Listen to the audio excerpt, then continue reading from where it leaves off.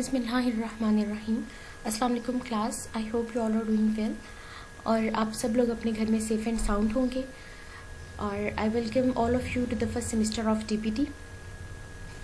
ये जो सिनेरियो या प्रॉब्लम हम सबको पेश आया है कोविड की वजह से कि फ़िज़िकल क्लासेस को बंद करके ऑनलाइन क्लासेस की तरफ जो सिस्टम चला गया है एजुकेशनल सिस्टम, तो इसमें आप लोगों ने बिल्कुल भी ये जहन में नहीं लाना, परेशान नहीं होना, स्ट्रेस आउट नहीं होना कि अब हम कोऑर्डिनेट कैसे करेंगे, कोई चीज़ समझ नहीं आई तो पूछेंगे किस तरह से। तो उसमें यह है कि आपके व्हाट्सएप ग्रुप जो आपके व्हाट्सएप ग्रुप बना दिया गया है, ठीक है, उसके ऊपर आपके लेक्चर्स के लिंक पोस्ट हो जाएंगे, आपके लेक्चर्स जो आपका यूट्यूब चैनल है उसके ऊपर पोस्ट, ठीक है, वो अपलोड हो जाएंगे। तो what you have to do, आपने क्या करना है, आपने ये करना है कि आपने लेक्चर्स रेगुलरली सुनने हैं। जैसे अब आपका फॉर एग्जांपल 8:30 to 9:30 एनेटमी का लेक्चर है, ठीक है, एनेटमी का लेक्चर है, तो वो 8:30 to 9:30 आपको उधर वो वहाँ पे अपलोडेड है वो लेक्चर, ठीक है, आपने उसे सुनना है उस लेक्चर को। और जब आप उसे सुन लेंगे, जो आपको क्यूरीज हैं वो क्यूरीज आपने अपने व्हाट्सएप ग्रुप के अंदर पोस्ट करनी है, ठीक है। जो आपके जो उस सब्जेक्ट कंसर्न टीचर्स होंगे वो आपको उसका वॉइस नोट के थ्रू ही रिप्लाई करेंगे, ठीक है, ताकि आपको ज़्यादा अच्छे तरीके से उसका आंसर किया जा सके। तो इसमें लेकिन ये है कि आपने अपने लेक्चर्स रेगुलरली सुनने हैं और लेक्चर्स रेगुलरली सुनेंगे तो आपके लिए ईजी होगा, क्योंकि हर लेक्चर दूसरे लेक्चर से लिंक्ड लेक्चर होता है। अब ऐसा ना हो कि जिस तरह काइनेसोलॉजी आप इकट्ठे 4 लेक्चर्स उसके रख लें और फिर कहें कि नहीं हम सैटरडे संडे को सुनेंगे, होता है इस तरह स्टूडेंट्स करते हैं, ठीक है। अगर ऐसे कर लेंगे तो वो क्या हो जाएगा, पाइल बन जाएगा, वो शायद आप सुन तो लेंगे लेकिन वो चीज़ें मिस्टअप होती जाएंगी बीच में से, ठीक है। तो रेगुलरली सुने, आपके रोज़ का जो सुनेंगे बिल्कुल भी बर्डन नहीं होगा। जिस तरह आप कॉलेज में आ रही हैं उसी तरह आप समझें कि हमने घर में उसी तरह से ही सीक्वेंस वाइज लेक्चर्स को सुनना है, ठीक है। सो मैं अपना इंट्रो एक दफ़ा दोबारा दे दूँ। जो बच्चे वहाँ पे प्रेजेंट थे, जो उन्होंने फर्स्ट क्लास ली, उनके साथ तो मेरा इंट्रोडक्शन हो गया, इंट्रोडक्शन भी हो गया। सो जो नहीं आ सके थे किसी भी रीज़न की वजह से, उनके लिए I am doctor Asmar Fatima and I will teach you this subject kinesiology. So what is kinesiology, ये मैं ब्रीफ भी कर चुकी हूँ कि हम इस सब्जेक्ट में इस सब्जेक्ट में हम पढ़ेंगे क्या, ठीक है। लेकिन अभी मैं उसे दोबारा आप लोगों के सामने उसका इंट्रो देती हूँ।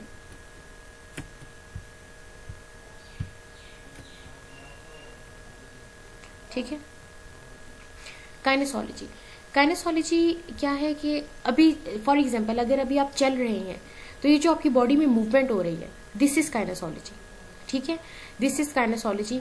अभी मैं बैठी हुई हूँ और मैं आपको लेक्चर दे रही हूँ, अभी मैं अगर मूव कर रही हूँ, मेरे हाथ मूव कर रही हैं, ये क्या है, इसकी स्टडी काइनेसोलॉजी, ठीक है। The study of movement related to human body is called kinesiology, ठीक है। उसके अंदर अब हम क्या देखते हैं, मैकेनिक्स देखते हैं, मैकेनिक्स। अच्छा, फिजिक्स किसका फेवरेट सब्जेक्ट है, इसमें ये बिल्कुल भी नहीं है जो कुछ लोग सोच रहे होंगे कि ये फिजिक्स की बात कर दी है इसके अंदर। फिजिक्स हम नो डाउट हमारी बॉडी में सब चीज़ें हो रही होती हैं, केमिस्ट्री, फिजियोलॉजी, बायो, सब कुछ हो रहा होता है, ठीक है। तो ये चीज़ें कभी भी आपका पीछा नहीं छोड़ेंगी, ये आपके साथ साथ चलेंगी। बस ये है कि उनका जो हम उसका क्या उसे कहते हैं, जो उसका हम एक आउटकम है वो हमें मूवमेंट की सूरत में हमें मिल रहा है, ठीक है, या हमारे फंक्शंस बॉडी के हो रहे हैं उसकी सूरत में मिल रहा है, तो रिएक्शंस हो रहे हैं हमारी बॉडी के अंदर, ठीक है, उसकी सूरत में मिल रहा है। तो काइनेसोलॉजी। अब मैकेनिक्स जो आपकी बॉडी, व्हाट इज मैकेनिक्स क्या है, द स्टडी ऑफ फोर्स, ठीक है, एक्टिंग ऑन अ बॉडी। अगर इसे सिंपली देखा जाए, मैकेनिक्स यही होती है ना, forces acting on a body. अब वो कोई भी हो सकती है, वो ह्यूमन बॉडी हो सकती है, ठीक है। और एनेटमी, व्हाट इज एनेटमी, ठीक है, एनेटमी क्या है, जो आपके बॉडी के स्ट्रक्चर्स है, the study of body structures. आपको आपकी जो मैम है, मैम राबिया एनेटमी पढ़ा रही हैं, वो आपको इसके बारे में और भी एलेबोरेट कर देंगी। लेकिन एनेटमी क्या है, the study of body structures is called anatomy. अब वो बॉडी स्ट्रक्चर्स में बोन्स हैं, लिगामेंट्स हैं, मसल्स हैं, ठीक है, इन सब के और भी बहुत सारी चीजें हैं, ठीक है, इन सब की जो स्टडी है दिस इज कॉल्ड एनेटमी।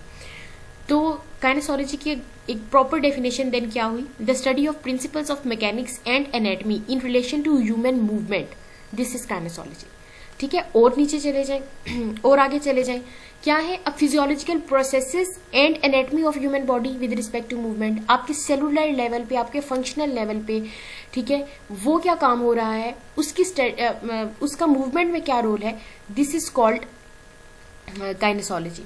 ठीक है, सो इसे मैंने और ज़्यादा आगे एलेबोरेट किया है, study of mechanics and anatomy of human movement and their roles. अच्छा, फिर अब एनेटमी और ठीक है कि mechanics and anatomy and physiology of human movement, और उसके रोल क्या है, उसके रोल अब क्या है कि आपकी जो हेल्थ है उसे कैसे मेंटेन करना है, आपका फिटनेस लेवल कैसे इंप्रूव करना है। फॉर एग्जांपल, इन केस अगर किसी बंदे को डिजीज पेशेंट है कोई, ठीक है, कोई पैरालाइज्ड पेशेंट है, उसके तो मूवमेंट कंप्रोमाइज हो गई है, वो चल नहीं सकता, वो अपना हाथ नहीं उठा सकता, टांग नहीं उठा सकता, तो ठीक है, उसको रिहेबिलिटेशन उसे देना, मतलब उसे दोबारा काबिल करना कि वो हरकत की तरफ आ सके, ठीक है, वो चल सके, अगर वो चल नहीं सकता तो एटलीस्ट बैठ सके, अपने पाँव पे खड़ा हो सके। ठीक है, ये फिर लेवल्स होते हैं, देखते हैं कि कितनी कितनी कितनी कितनी सिवियरिटी है डिजीज की। So kinesiology has direct applications to fitness and health, preserving the independence of older people. बूढ़े लोग हैं, ठीक है, चल नहीं सकते, चलने में प्रॉब्लम है, तेज नहीं चल सकते, आहिस्ता आहिस्ता चल रही हैं, कोई फ्रैक्चर्ड है, किसी की बोन फ्रैक्चर है, ठीक है, उससे डिपेंडेंसी आ गई है, इंडिपेंडेंट उसका थोड़ा सा इंडिपेंडेंसी उसकी कंप्रोमाइज हो गई है, तो हमने क्या करना है, preserve the independence of older people. ठीक है, preventing disease due to trauma and neglect and rehabilitating people after disease और इंजरी।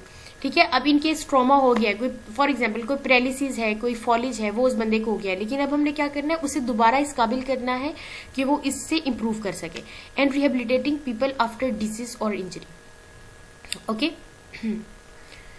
तो अच्छा, रिहेबिलिटेशन, आप लोगों की फील्ड डायरेक्टली रिहेबिलिटेशन से कंसर्न है, तो रिहेबिलिटेशन का आपको बहुत अच्छी नोहा होनी चाहिए। रिहेबिलिटेट क्या है, is to make able again. ठीक है, ये it is derived from Latin word habilitas, और इसका मतलब है टू मेक एबल अगेन।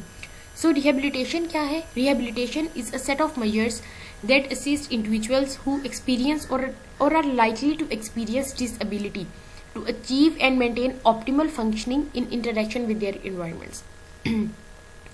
क्या है रिहेबिलिटेशन, वो इंडिविजुअल्स, ठीक है, जो ठीक है, जो कि किसी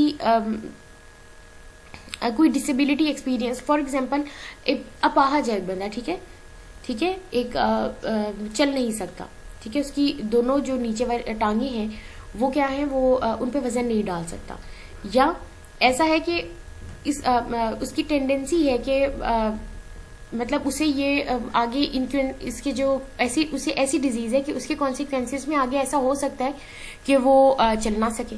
ठीक है, तो हमने क्या करना है, इन चीजों को हमने मिनिमाइज करना है, उसकी डिसेबिलिटी को मिनिमाइज करना है, उसकी जो फंक्शंस हैं, ठीक है, उसको हमने इम्प्रूव करना है उस लेवल तक, ताकि वो दोबारा से उस काबिल हो सके कि चल सके। ठीक है, और अगर क्या है कि अभी वो चल रहा है, लेकिन ऐसा हो सकता है इन फ्यूचर में कि वो उसकी चलने की जो ये सलाहियत है वो चली जाए, तो हमने क्या करना है, उसको बेहतर करना है कि वो उस कंडीशन में ना जाए। ठीक है, दिस इज रिहेबिलिटेशन। ठीक है, ये वर्ल्ड हेल्थ ऑर्गेनाइजेशन की डेफिनेशन है रिहेबिलिटेशन की, जो मैंने यहाँ पे पोस्ट की है। Rehabilitation of people with disabilities is a process aimed at enabling them to reach and maintain their optimal physical, sensory, intellectual, psychological and social functional levels. ठीक है, rehabilitation अगर हम इन ब्रॉड सेंस देखें तो इसका मतलब बिल्कुल भी ये नहीं है कि सिर्फ फिजिकली है। अब हर डोमेन की वो चीज़ चेंज होती है। फॉर एग्जाम्पल कोई साइकोलॉजिकल पेशेंट है, उसकी भी रिहेबिलिटेशन की ज़रूरत है। कभी आपने देखा होगा कुछ लोग होते हैं जो नशा करते हैं, नशे के बाद उन्हें दोबारा से रिहेबिलिटेशन सेंटर्स में छोड़ा जाता है। क्यों? ताकि वो नशे की आदत को छोड़ें और दोबारा लाइफ की तरफ आ सके। ठीक है, अगेन जो आपकी वो लाइफ साइकिल है, ठीक है, उसकी तरफ आ सके। So rehabilitation provides disabled people with the tools they need to attain independence and self determination. अब जाहिर बात है, जब एक इंसान है, पहले वो चल नहीं सक रहा था, अब वो ठीक है उसे दोबारा इस काबिल कर दिया गया है कि वो अपने पाँव पे वजन डाल रहा है, वो चल रहा है। अब जाहिर बात है उसका कॉन्फिडेंस भी इम्प्रूव होगा। ठीक है, उसके अंदर खुद एतमादी आएगी कि नहीं मैं ये कर सकता हूँ। So this is rehabilitation. अच्छा, अब हम पर्टिकुलरली अपने टॉपिक की तरफ आते हैं, अपने जो हमने इस सब्जेक्ट में पढ़ना है, जिसकी मैंने लेक्चर आउटलाइन यहाँ पे आपको बता दिया है। काइनेसोलॉजी मैंने आपको बताया, रिहेबिलिटेशन बताया, mechanical principles, force and gravity. ठीक है, आज का लेक्चर फर्स्ट 2 लेक्चर्स में ज़रा थोड़े से स्लो लेकर चलूँगी ताकि आप लोग इस सब्जेक्ट से फ्रेंडली हो जाएं। ठीक है, उसके बाद देन हम अपने उस एक जो पर्टिकुलर हमारा ट्रैक है उसको फॉलो करेंगे। ठीक है, मैकेनिकल प्रिंसिपल्स। मैकेनिकल प्रिंसिपल्स क्या है, मैकेनिक्स क्या है? ठीक है, मैकेनिक्स को अगर हम देखें सिंपली तो क्या है, द स्टडी ऑफ फोर्स, ठीक है, acting on a body, this is called mechanics. ठीक है, फोर्स, ठीक है, फोर्स एंड एनर्जी जो आपकी बॉडी पे एक्ट कर रही है, दिस इज कॉल्ड मैकेनिक्स। अब अगर फॉर एग्जांपल आप लेंगे ह्यूमन बॉडी, ठीक है, तो फोर्स क्या है? Force is that which alters the state of rest of a body और its uniform motion in a straight line. ठीक है, यूनिफॉर्म मोशन तो पता है ना, जो एक आप लोगों ने भी रिसेंटली ही अपनी एफएससी की, आपको पता होगा यूनिफॉर्म मोशन, यूनिफॉर्म वेलोसिटी क्या होती है। कि फॉर एग्जांपल अगर 1 मीटर पर सेकेंड की स्पीड से एक कार चल रही है तो वो सिर्फ उसी ही स्पीड से चल रही है, उसकी स्पीड में कोई ऑल्ट्रेशन नहीं है, ना इंक्रीज है ना डिक्रीज है। This is called uniform motion. ठीक है, एक स्पीड से चल रही है।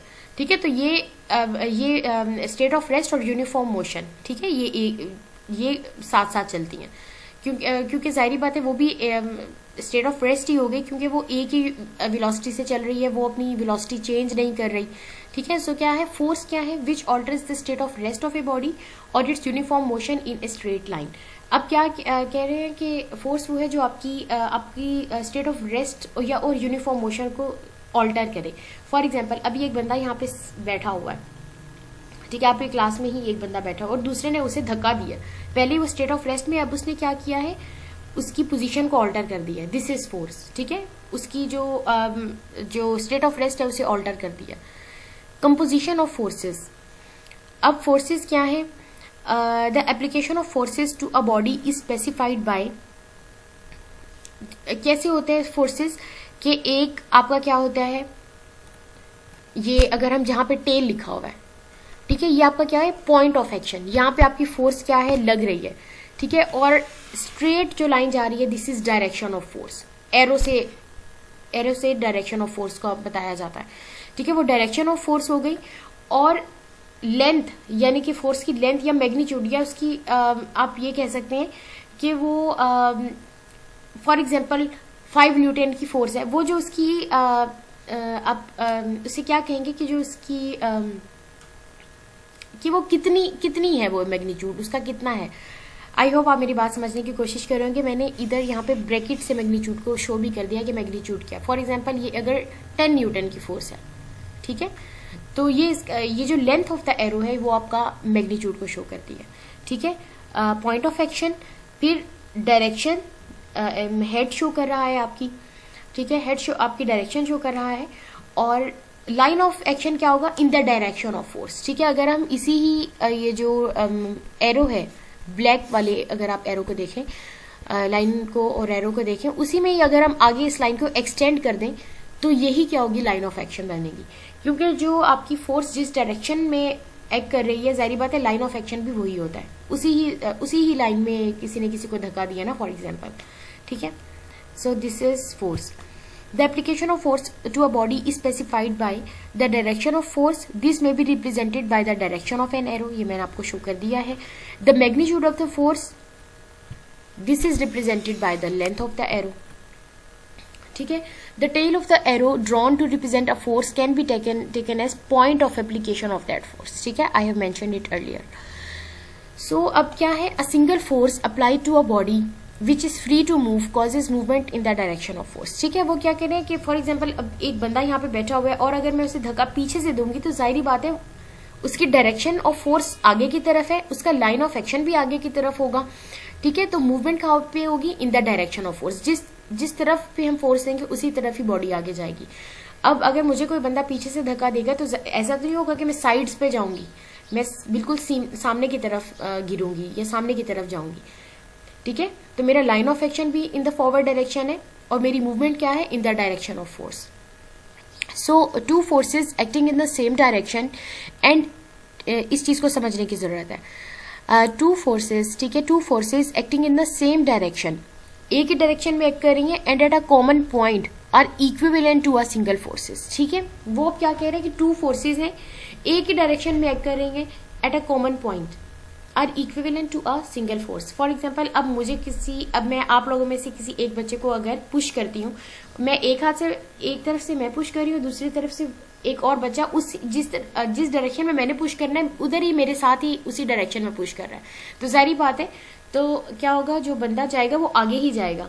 ऐसा हो जाएगा कि 2 न्यूटन की फोर्स मैंने लगा दी, 2 न्यूटन की फोर्स मेरे साथ ही किसी और बंदे ने लगा दी, लेकिन डायरेक्शन क्या है, सेम है, हम सिर्फ फॉरवर्ड डायरेक्शन की तरफ उसे धक्का दे रहे हैं, तो जाहिर बात है वो क्या हो जाएगी, वो एक, ठीक है, वो एक ही फोर्स बन जाएगी, वो equivalent to a single force है। इसी तरह फॉर एग्जाम्पल अगर मैं क्या कर रही हूँ, एक बच्चे को पुश कर रही हूँ पीछे से, ठीक है, वो बच्चा बैठा हुआ है, अब मैं आपको to forces acting in the same direction on eight a common point बता रही हूँ।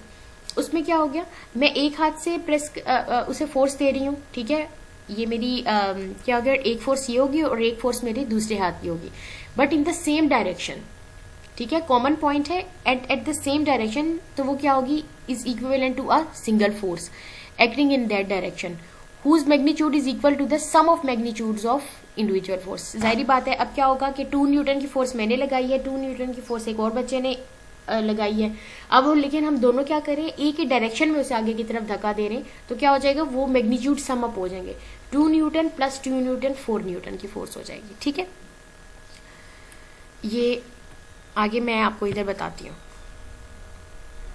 ठीक है, फिर क्या है, 2 equal forces acting at a common point and in opposite direction. ठीक है, अब क्या है, 2 इक्वल फोर्सेस है, एक ही पॉइंट पे एक्ट कर रही हैं लेकिन इन द ऑपोजिट डायरेक्शन, तो क्या हो जाएगा, इससे क्या हो जाता है, it results in the state of equilibrium.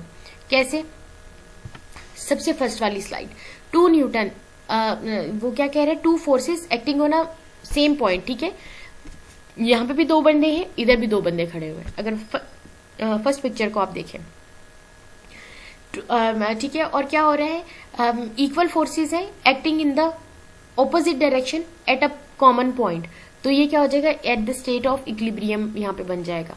For example 500 Newton एक तरफ फोर्स लग रही है, 500 न्यूटन दूसरी तरफ फोर्स लग रही है, तो जाहिर बात है स्टेट ऑफ इक्विलिब्रियम ही आ जाएगा ना। So this is called equilibrium. और ये क्या है कि जो 2 फोर्सेस हैं एक ही पॉइंट पे एक्ट कर रही हैं, ठीक है, सेम फोर्सेस हैं, एक ही पॉइंट पे एक्ट कर रही हैं but in the opposite direction. अच्छा, अब हमें क्या है, एक फोर्स क्या है, 2 अनइक्वल फोर्सेस। अब हम बात करते हैं 2 unequal forces acting at a common point but in opposite direction. ठीक है, तो उसमें क्या है, जिस तरह ज्यादा फोर्स होगी उस तरफ चले जाएंगे। जैसे फॉर एग्जांपल यहाँ पे एक तरफ 500 न्यूटन की फोर्स लग रही है और दूसरी तरफ 450 न्यूटन की फोर्स लग रही है। ठीक है, अब जहां पे ज्यादा फोर्स होगी उसकी तरफ ही मूवमेंट, वही डायरेक्शन ऑफ फोर्स हो जाएगा। 2 unequal forces acting at a common point and in opposite direction will result in movement in the direction of greater force। ठीक है,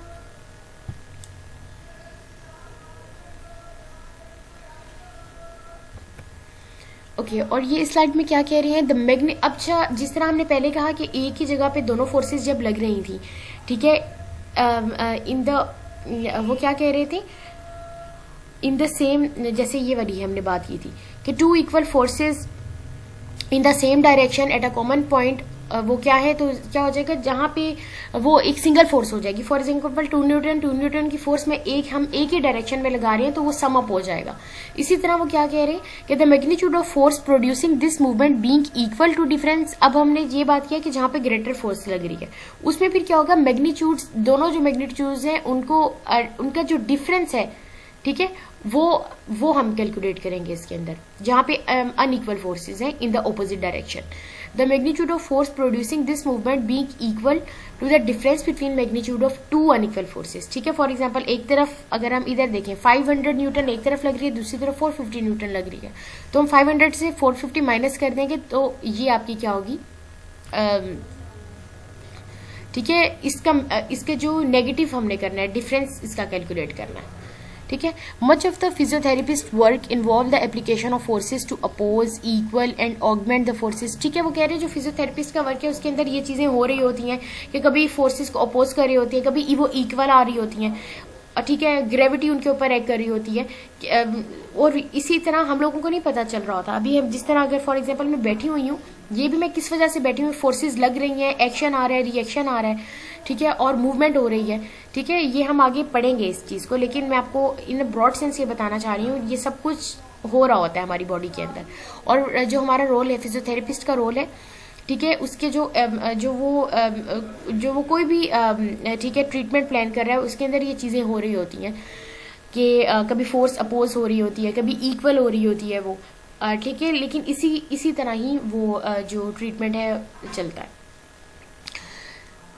ठीक है। अब कभी कभी ऐसा होता है कि दो फोर्सेस कंपाउंड हो जाती हैं एक इफेक्ट प्रोड्यूस करने के लिए। फॉर एग्जांपल अगर हम इस स्लाइड में देखें, ये एक डेल्टॉइड मसल है जो कि शोल्डर पे लगा हुआ होता है। इसे मैंने सिर्फ एक पिक्चर में डाला है, इसके ऊपर मैं ज़्यादा नहीं जाऊंगी क्योंकि ये भी आप लोग इसे बहुत लेक्चर्स के बाद पढ़ेंगे।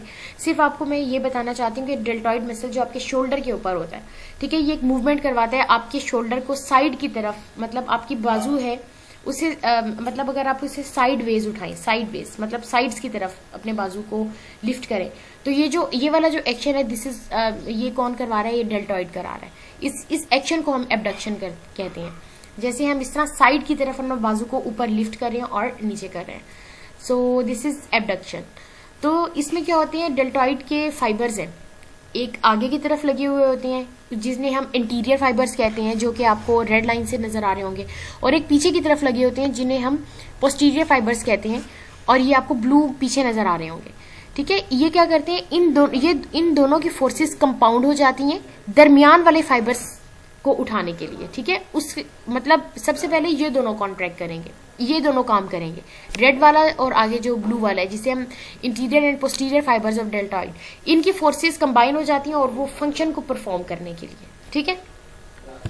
When the deltoid muscle contracts during shoulder abduction, abduction क्या है, आप बिल्कुल सीधे खड़े हुए हैं और आप अपनी बॉडी साइड से अपने हाथ को ऊपर लेकर जा रहे हैं, दिस इज कॉल्ड एबडक्शन, ठीक है। ये आप लोग पढ़ेंगे, ये एनाटॉमी में आपकी मैम आपको पढ़ाएंगी कि ये एबडक्शन, फ्लेक्शन, ये आप लोगों की अब ये चीजें आएंगी, ठीक है। The action of interior and posterior fibres of muscle are compounded to work with the middle fibres, ठीक है। सबसे पहले क्या होता है, आपके जो इंटीरियर एंड पोस्टीरियर फाइबर्स हैं डेल्टॉइड के, उनकी फॉर एग्जाम्पल फोर्स है 2 न्यूटन की, वो कंबाइन हो गई है, ठीक है, मिडल फाइबर्स के साथ काम करने के लिए, और इस तरह क्या हो जाता है, पावर इंक्रीज हो जाती है। अब 2 न्यूटन उनकी फोर्स है, 2 न्यूटन उसकी फोर्स होगी, ठीक है, सारी वो दोनों मिलकर और फिर मिडल फाइबर्स के साथ भी मिल जाती हैं, जो कि ये मैंने आपको बताया है कि ये ग्रीन वाला मिडल फाइबर होगा, ठीक है। तो फिर क्या हो जाता है, एक अच्छा इफेक्ट प्रोड्यूस हो जाता है, और आपका जो ये वर्क है, जैसे फॉर एग्जांपल डेल्टॉइड मसल अगर एबडक्शन कराती हैं, अगर हम इसी में ही ये बाजू है जो स्केलेटन की, अगर उसे देखें साइड की तरफ अगर उठा रहा है वो बाजू, दिस इज कॉल्ड एबडक्शन, ठीक है। तो ये फंक्शन बहुत अच्छे तरीके से परफॉर्म होगा अगर ऐसे करके ये कंपाउंड हो रही हैं फोर्सेस, ठीक है। अब कंपोजिशन ऑफ फोर्स क्या है, the application of a force to a body is specified by, कैसे एप्लीकेशन कैसे पता चलती है बॉडी पर, मैग्नीट्यूड उसका कितना है, हाउ मच, ठीक है, क्वांटिटी उसकी कितनी उसकी फोर्स अप्लाई हो रही है, how much force is applied, direction किस डायरेक्शन में फोर्स जा रही है, पॉइंट ऑफ एप्लीकेशन के एक ऐसा पॉइंट है जहां पे वो जहां से हम वो एक्ट करती है फोर्स, ठीक है, उसे पॉइंट ऑफ एप्लीकेशन कहते हैं। लाइन ऑफ एक्शन क्या है कि जो अगर हम डायरेक्शन ऑफ फोर्स जो एरो है उसी को एक्सटेंड कर दें और उसे आगे ले जाएं, इन the direction of force line of जो है वो एक्शन होता है, ये देखें, ठीक है। पॉइंट ऑफ एप्लीकेशन ये जहां पे टेल लिखा हुआ है, डायरेक्शन हो गया, ठीक है। How much force, this is magnitude जो कि लेंथ ऑफ द एरो से शो हो रही है, ठीक है। और इसी तरह डायरेक्शन ऑफ फोर्स पे अगर हम लाइन एक बना दें, ठीक है, उसे हम क्या कहेंगे, line of action. Okay, gravity बहुत इंपॉर्टेंट है हम सबकी लाइफ में और हर लिविंग थिंग की लाइफ में, कि अगर ग्रेविटी नहीं होगी तो इस वक्त हम उड़ रहे होते हैं, ठीक है, या जमीन पे बिल्कुल फ्लैसिड पड़े हुए होते हैं। तो ग्रेविटी क्या है, एक कशिश है जो क्या है, हर बॉडी को अपनी जमीन हर चीज को अपनी तरफ खींचती है, ठीक है, ये वाली चीज। न्यूटन ने क्या कहा था? Newton concluded by experiments and observations that the force of attraction exist between all the material objects and this force is directly proportional to the mass, ठीक है, and inversely proportional to the square distance between them, ठीक है। ये आप लोगों ने भी बिल्कुल रिसेंटली अपने एफएससी में पढ़ी भी होगी है, ठीक है। ग्रेविटी आपकी क्या है? हर चीज को जो अपनी तरफ अट्रैक्ट कर रही है। फॉर एग्जाम्पल अगर कभी आप ऊंचाई से नीचे जमीन की तरफ देखें तो आपको लगेगा जैसे हम गिरने लगे हैं, ठीक है। सो वो क्या होता है कि ग्रेविटी आपको अपनी तरफ अट्रैक्ट कर रही होती है। इसी तरह ही अगर हम खड़े हुए हैं, ठीक है, और मैं हर काम ये कभी हमारी जमीन हमें अपनी तरफ अट्रैक्ट कर रही है, कभी हम ग्रेविटी के अगेंस्ट काम कर रहे हैं जिसे हम एंटी ग्रेविटी कहते हैं। जब हम चल रहे होते हैं तो हम ठीक है, जमीन ने अपनी तरफ पकड़ा भी हुआ होता है और हम जमीन से एंटी ग्रेविटी काम भी कर रहे होते हैं, ठीक है। पाँव बार बार उठा रहे हैं, बार बार नीचे रख रहे हैं, ये सब चीजें ये कंबाइन हो रही होती हैं। कैसे? जैसे from standing position heel can be raised by contraction. उसमें यह है कि जब हम एक खड़े हुए हैं, ठीक है, स्टैंडिंग पोजीशन में हैं हम, तो क्या करें, हम टोस पे आ गए हैं, ठीक है, वो जो पंजों पे खड़ा होना होता है, ठीक है, आप उसके ऊपर खड़े हो गए हैं, तो क्या हो गया, आप ग्रेविटी के अगेंस्ट आपके मसल्स, कौन से मसल्स, जो आपकी ये टांग है ना, ठीक है, आपके नीज के नीचे जो आपकी लोअर लेग है उस पे मसल्स ये पीछे की तरफ लगे हुए हैं, जो आपको बल्क सैक महसूस होता है, दीज आर काफ मसल्स, ठीक है। अब ये क्योंकि मुझे कोई ना कोई आपको एग्जांपल देनी थी तो ये मैंने वो डाली है जो मैं आपको इजीली समझा सकती हूँ, क्योंकि अभी कफ मसल्स आप लोगों ने सेकंड सेमेस्टर में जाके आप तकरीबन ये चीज़ें पढ़ेंगे। बट आपको अभी मैम जो राबिया हैं, जब आप थोड़ा सा उनका फ्लो आपका एनेटमी का उनके साथ बन जाएगा, क्योंकि काइनेसोलॉजी में हमने एनेटमी भी देखनी है, हमने फिजियोलॉजी भी देखनी है, ठीक है। वो दोनों चीज़ें जब अच्छी होंगी आपकी काइनेसोलॉजी ऑटोमेटिकली अच्छी हो जाएगी, ठीक है। तो उसमें क्या है कि जब वो वर्क करती हैं अगेंस्ट ग्रेविटी, कैसे? जब आप अपने पंजों पे खड़े होते हैं, आपके वो मसल्स क्या करते हैं, फोर्स प्रोड्यूस करते हैं। आप फॉर एग्जांपल उन्हें आप कह रहे हैं कॉन्ट्रैक्ट कर रहे हैं, ठीक है, वो फोर्स प्रोड्यूस कर रहे हैं, वो उन्होंने क्या कर लिया, आपकी हील को उठा लिया है ऊपर की तरफ, तो आपने ये क्या कर रहे हैं, ये अगेंस्ट द ग्रेविटी आप जा रहे हैं ना। So from standing position heel can be raised by contraction of calf muscles against the gravity and contraction. और ये क्यों हो रहे हैं? जब आपकी कॉन्ट्रैक्शन फोर्स ग्रेटर है देन है ग्रेविटी, जब आपकी ये जो मसल्स है वो ज्यादा फोर्स प्रोड्यूस करेंगे, तभी तो जमीन उन्हें आपके पाँव को छोड़ेगी और आप पंजों के ऊपर जाएंगे अपने, ठीक है। सो अब हील उस वक्त तक ऑफ रहेगी ग्राउंड से, जैसे आप पंजों पे खड़े हैं, जब तक आपकी कॉफ कॉन्ट्रैक्शन अच्छी है, ठीक है, वो इक्वल्स टू द ग्रेविटी है, तब तक वो आप अपने पंजों पे खड़े रहेंगे। और हील कब आपकी जमीन के ऊपर आएगी? जब आपका, ठीक है, आपके मसल्स रिलैक्स हो जाएंगे, जब आपके मसल्स रिलैक्स हो जाएंगे आप जमीन पे आ जाएंगे, ठीक है। सो क्या है, अगर आप जब आप खड़े हुए हैं, आपने अपने पंजों पे आए हैं, तो आपके काफ मसल्स ने एंटी ग्रेविटी वर्क किया है, ठीक है, कॉन्ट्रैक्ट किया है, मतलब फोर्स प्रोड्यूस किया है। ये आपको मैं बताऊंगी what is contraction. Contraction force जो मसल प्रोड्यूस करते हैं, ठीक है, वर्क करते हैं जब, तो फोर्स प्रोड्यूस किया, एंटी ग्रेविटी वर्क किया है, और क्या किया है, आपके जो हील्स हैं उसे जमीन से उठा लिया, ठीक है। और ये कब तक है? जब उसकी फोर्स जो है वो जो ग्रेविटी की ज्यादा होगी, ठीक है, जो आपकी इक्वल होगी फोर्स ऑफ, ठीक है, उठाने के लिए क्या है, ग्रेटर होगी तो उठ जाएंगे। अब उठे कब तक रहेंगे? जब आपकी ग्रेविटी की फोर्स से इक्वल आपकी ये जो वो काफ कॉन्ट्रैक्शन प्रोड्यूस कर रहे होंगे, आपके काफ मसल्स प्रोड्यूस कर रहे होंगे, ये पीछे जो बल्क सैक महसूस होता है, दीज आर काफ मसल्स। और हील कब लोअर होंगी ऑन द ग्राउंड? जब आपके मसल्स रिलैक्स हो जाएंगे। So this is all about today's lecture. I hope मैंने जो ब्रीफ किया है वो आपको समझ आ गया होगा। सो ये डेल्टाइड और कॉफ के लिए परेशान नहीं होना, ये हम पढ़ेंगे, ये आप लोग पढ़ेंगे आगे। जब आप आगे थोड़े से उसमें स्मूथली चल जाएंगे एनेटमी में तो आपको सब पता चल जाएगा। लेकिन मैंने आपको एक्सप्लेन किया है कि कॉफ मसल्स का वर्क क्या है, और क्योंकि एग्जाम्पल मैं जब तक नहीं दूंगी तो आप लोगों को समझ नहीं आएगा। So this is all about today's lecture. I hope कि आप मेरे पॉइंट्स जो है उसे नोट कर रहे होंगे और आपको समझ आ रहे होंगे। सो अल्लाह हाफिज़।